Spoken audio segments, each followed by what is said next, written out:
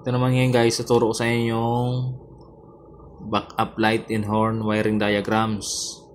Yung reverse natin to guys, reverse light. Tapos meron kayo naririnig na tumutunog po nagre-reverse. Backup horn yun, nakakalagay. Yan.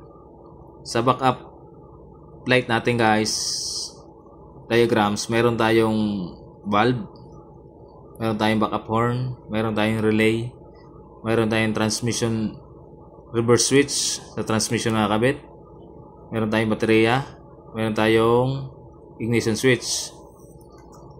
Ngayon yung connection niyan guys sa relay, yung 86 natin guys pupunta yan sa reverse switch sa transmission.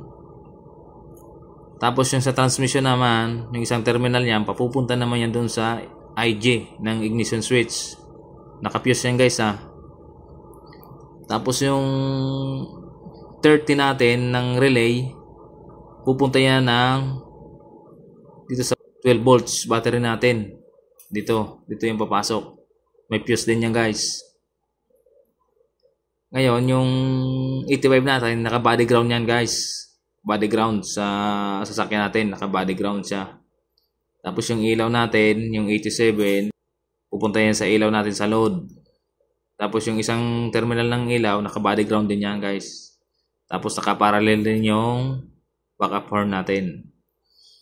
Ngayong once reverse natin to guys, yung switch natin magkukontak yan.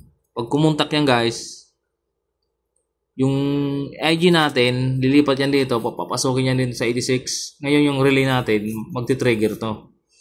Dahil sa mayroon ng ground, mayroon ng IG,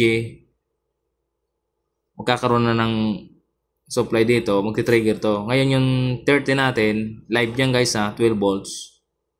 Lilipat yan dito sa 87. Pag lumipat yan, tutunog na tong backup horn natin at yung reverse light natin, iilaw yan.